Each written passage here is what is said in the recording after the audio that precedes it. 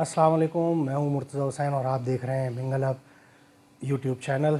News and views میں ہمارے ساتھ موجود ہیں سینئر جرنلسٹ، چیف ایڈیٹر روزنامہ کوئک نیوز اور مختلف اخبارات میں کالم نویسی بھی کرتے ہیں، جاوید عباس شاہ صاحب کو ہم ویلکم کرتے ہیں۔ جی جاوید شاہ صاحب، ایک دفعہ پھر ہمارے شو میں خوش آمدید۔ اور جیسا کہ آپ دیکھ رہے ہیں، ابھی پچھلے 2-3 دن سے جو صورتحال بنی ہے ملکی، اس میں عمران خان صاحب نے جو کل بیان دیا ہے اپنے ایک ٹیلی ویژن خطاب میں، اس میں ان کا کہنا تھا کہ اسمبلیاں تحلیل کرنے کے حوالے سے انہوں نے بیان دیا کہ وہ اسی مہینے اسمبلیوں کو تحلیل کر دیں گے، اور حکومت سے مذاکرات کے لیے انہوں نے ایک دفعہ پھر اپنی خواہش کا اظہار کیا ہے۔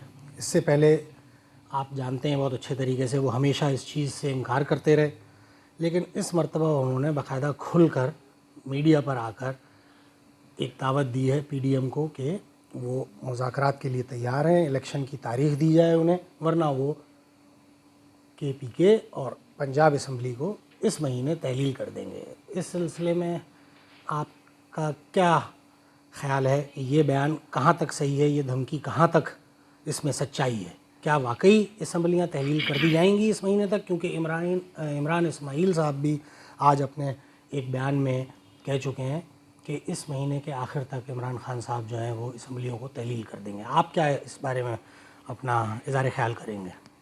شکریہ مرتضی حسین صاحب، آپ نے مجھے اظہار خیال کا ایک بار پھر موقع دیا۔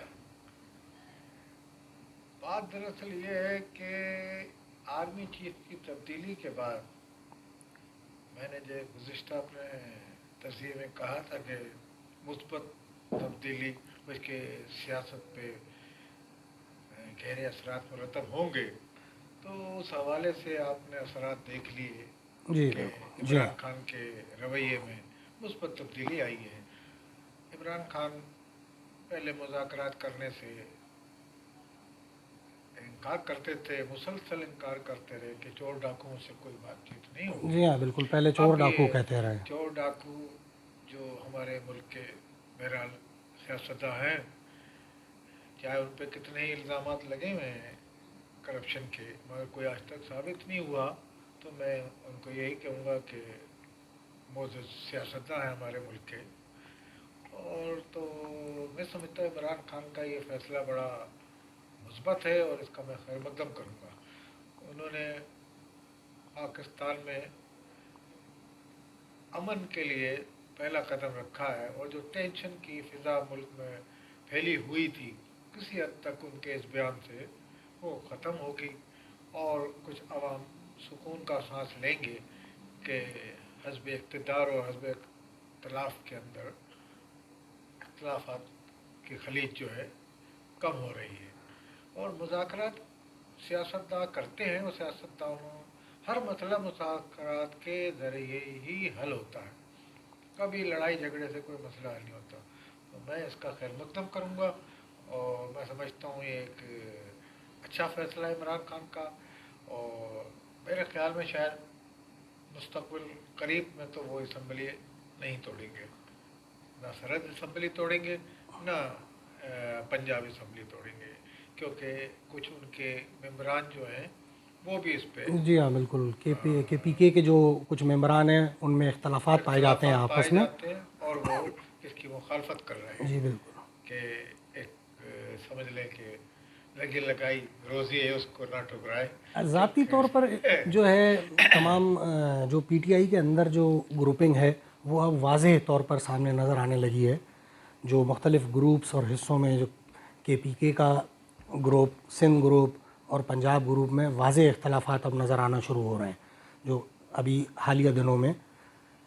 اسی وجہ سے میں سمجھ رہا ہوں کہ میرے خیال میں عمران خان صاحب یہ اسمبلیاں توڑنے کا جو مسئلہ ہے، جو معاملہ ہے، اس کو طول دے رہے ہیں۔ تو کیا آپ اس سلسلے میں کیا سمجھتے ہیں؟ آپ کے جیسے آپ نے کہا کہ یہ آپ کو کہیں دور دور تک نظر نہیں آ رہا کہ اسمبلیاں تحلیل کی جائیں گی، تو کیا واقعی اس میں سچائی ہے؟ اصل میں اسمبلی توڑنے کا جو ان کا فیصلہ ہے، میں سمجھتا ہوں یہ سیاسی غیر سوچ دانشمندہ۔ بوجھ رکھنے والا شخص جو ہے نا، وہ فی الحال کوئی ایسے فیصلے سے اجتناب کرے گا، اور لازمی ان کے ساتھ کچھ پرانے سیاستداں بھی ہیں जो मुख्तलिफ पार्टियों में रहे हैं, तो वो उनको यही मशवरा दे रहे होंगे कि ये ना किया जाए। मगर इमरान खान की एक आदत है कि वो ज़िद्दी हैं बज़ाहिर तबीयतन, तो शायद ज़िद में आके कोई ऐसा फैसला कर फैसला बैठे कर बैठे। जो तहरीक इंसाफ के लिए अच्छा फैसला साबित नहीं होगा, और तहरीक इंसाफ की सियासत के लिए भी, और मुस्तकबिल में जो इलेक्शन होने हैं उसमें भी इनके लिए नुकसानदेह साबित होगा ये फैसला। तो मैं समझता हूँ कि इनकी जो मशावरत की जाएगी फाइनली, तो उस वक्त शायद ये फ़िलहाल ना तोड़ें असम्बली। अच्छा, एक और चीज़ यहाँ पर जो हमने देखी है कि माजी करीब से लेकर अब तक अगर हम जायज़ा लें तो तमाम सियासतदान, तमाम सियासी पार्टीज़ जब भी सियासत से अलग होती हैं या उनके ख़िलाफ़ कोई ऐसा माहौल बनता है तो वो उसका डायरेक्ट बराह रास्त इल्ज़ाम इस्टेब्लिशमेंट पर लगाती हैं, जो कि एक इस्तिलाह हमारे यहाँ आम तौर पर इस्तेमाल की जाती है इस्टेब्लिशमेंट की, जो अगर हम दूसरे मायनों में अगर इसको समझें तो फ़ौज पर फौज। डायरेक्ट इल्ज़ाम लगाया जी जाता जी। है।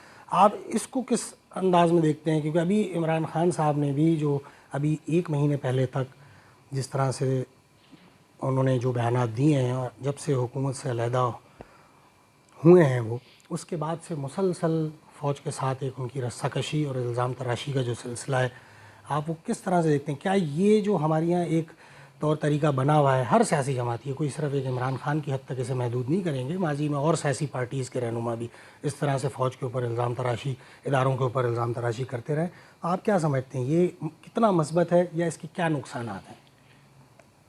असल में सूरत हाल कुछ पाकिस्तान की ये है कि पाकिस्तान में जब कायद आज़म ने ये मुल्क हमारा पाकिस्तान बनाया, मोहम्मद अली जिन्ना साहब ने, तो उस वक्त पहला जो कमांडर इन चीफ जो उनको नज़र आया वो जनरल अयूब खान थे, जो फाल हुए थे मुसलमान।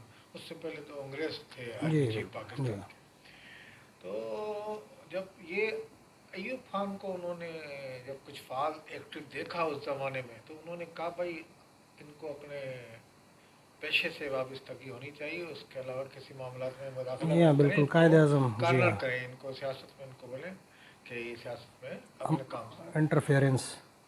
अगर उस वक्त उनके इस फैसले को तस्लीम कर लिया जाता और आर्मी चीफ जो भी था उसको, वो सदर अयूब को उन्होंने जो कहा था उस पर अमल दरामद हो जाता, मगर उस वक्त जो कायद आज़म के नीचे कुछ सियासतदान ऐसे थे जो पंजाब की पार्टी जो हुक्मरान पार्टी थी उसके रुकन थे, और कुछ और दूसरी पार्टियों के थे, मुस्लिम लीगी थे, उन लोगों ने उस ज़माने के आर्मी चीफ को और उस ज़माने के लोगों को उस वक्त भी उनकी इस्तेमाल किया अपनी सियासत के लिए। तो वो जो बीज बोया हुआ था वो आज तक चल रहा है। तो आर्मी को सियासतदान ही अपने सियासत चमकाने के लिए लाते रहे और मैदान में लाते रहे। जब आर्मी ने उनकी मदद की, उनको सियासत के मैदान में लाई, उनको पाला, परवरिश किया, तो बाद में वो कहते हैं हमारी बिल्ली हमें मियाऊं, तो वो इनको आंखें दिखाने लगते हैं। आप किसी का भी उठा के देख लें, कुछ कम कुछ ज़्यादा, मगर सियासत में तमाम वो शेख रशीद कहता है कि वो गमले की पैदावार है, तो GHQ के तो ये किसी हद तक है भी। मगर कुछ सियासतदान ऐसे थे कि उन्होंने अपने किरदार को मनवाया, अपनी आवाम में उन्होंने मकबूलियत हासिल की, और मकबूलियत के बाद उन्होंने आवाम में ऐसे ही नई तहरीकें पेश की, आवाम को एक नया रास्ता दिखाया, आवाम में एक शऊर पैदा किया।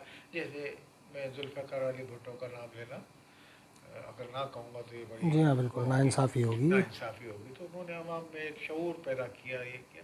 मगर बहरहाल वो अयूब खान की काबीना में थे, उन्होंने अयूब खान की काबीना से अलग होकर अपनी एक पार्टी बनाई, और उसके बाद वो सियासी जमात पीपल्स पार्टी कायम हो गई। इसके बाद सियासतदान, एक सियासतदान तो वो थे जो आवाम की में मकबूलियत उनको नहीं थी, वो सिर्फ आर्मी की वजह से सियासत में आते रहे। उनमें बहुत सारे नाम। कुछ सियासतदान ऐसे थे जो आर्मी की भी मदद कभी वक्त ज़रूरत ले लेते थे, मगर अवाम में भी मकबूल थे। वो सियासतदान ऐसे थे कुछ पाकिस्तान में, जिनमें बहुत सारे सियासतदान गुजरे हैं, जिनके मैं क्या नाम लूँ। बेनज़ीर भी एक अवामी सियासतदान थी, भुट्टो साहब भी थे। अब इस तरीके से अल्ताफ़ हुसैन को भी अवामी हिमायत हासिल हुई, बेशुमार लोगों के दिल की धड़कन थे वो भी। तो अब उसके बाद जब पार्टी के अंदर, किसी भी पार्टी के अंदर आर्मी के ख़िलाफ़ बोला जाता है और आर्मी के लिए बुरे अल्फाज इस्तेमाल किए जाते हैं, तो फिर आर्मी बोलती है कि हमने ये पौधा लगाया था और ये हमारे जी बिल्कुल। जो मुखालिफ हो गया है, तो इसलिए फिर आर्मी अपनी कारस्तानी हो। आर्मी को सियासतदान ने अपने लड़ाई झगड़े में हमेशा बुलाया, हमेशा बुलाइए। अब पहली मर्तबा ये हुआ है कि वो आर्मी ने कहा हम न्यूट्रल हो जाते हैं, हम अब फ़ौज में मामला में मुदाखलत नहीं करेंगे। मगर आपने देखा कि इमरान खान की आर्मी से कोई लड़ाई नहीं थी पहले। आर्मी के जनरल पाशा ने इमरान खान को लॉन्च किया। इमरान खान 2-1 सीटें लेते थे, उसके बाद फ्यूडल डाले इनकी पार्टी के अंदर। उसके अलावा बड़े बड़े यानी कि जागीरदार लोगों को इनसे वाबस्ता किया पीटीआई से। पीटीआई के अंदर वजीउद्दीन और जी बिल्कुल। वो यहाँ क्या हामिद अली खान और बड़े बड़े नामी गिरामी लोग थे जो नजरियाती कारकुन थे, उनके पीटीआई बनाने वाले थे। मैंने अपनी आंखों से देखा इस कराची के अंदर जो पीपल्स पर पीटीआई के लोग काम करते थे। मगर वो लोग बस पंदर में चले गए। उसके अलावा ये जागीरदार वडेरे आ गए पीटीआई के अंदर, जिन्होंने पीपल्स पार्टी को भी नुकसान पहुंचाया था इन्हीं लोगों ने, और पीटीआई को भी फ्यूचर में नुकसान पहुंचाएंगे, क्योंकि उन्होंने फौज से जो मामलात थे तय किए या फौज से मुखालफत की। अब इस वक्त आप देखिए कि पीटीआई का बाजवा साहब के साथ इतनी दुश्मनी हो गई थी कि बाजवा का एक नाम, वो पीटीआई जिसने जनरल बाजवा को तोसी दी थी, वो पीटीआई में बाजवा का नाम ऐसा हो गया है जैसे जी एक जी। बहुत गलत अल्फाज से उनको याद किया जाता है। जी हाँ बिल्कुल। तो आज भी वो रिटायर हो गए हैं, मगर उनके खिलाफ वो ट्विटर पे चल रहे हैं, सोशल मीडिया पे बयान चल रहे हैं। तो ये नहीं होना चाहिए, मैं समझता हूँ। अब आर्मी की तब्दीली आई है, मैं समझता हूँ इमरान खान के मिजाज में भी तब्दीली आ गई है, मुज़ाकरात अपोजिशन से करने को तैयार हो गए। तो ये खुशगवार तब्दीली है और ये मुस्बत तब्दीली है। मैं समझता हूँ ये तब्दीली होनी चाहिए और जल्द से जल्द पाकिस्तान की हुकूमत से इमरान खान के मुज़ाकरात होने चाहिए, शहबाज शरीफ से और ये आसिफ अली जरदारी पीडीएम से, और जी ये इसमें कोई हल निकाल के इलेक्शन की एक तारीख मुत्तफ़क़ा कर लें और उसके बाद इलेक्शन हो जाए। जो जीतेगा वही सिकंदर होगा। बहुत शुक्रिया जावेद शाह साहब आज के प्रोग्राम में शिरकत का। इंशाल्लाह एक और प्रोग्राम के साथ आपके सामने बहुत जल्द हाजिर होंगे। जब तक के लिए इजाज़त दीजिए। अल्लाह ने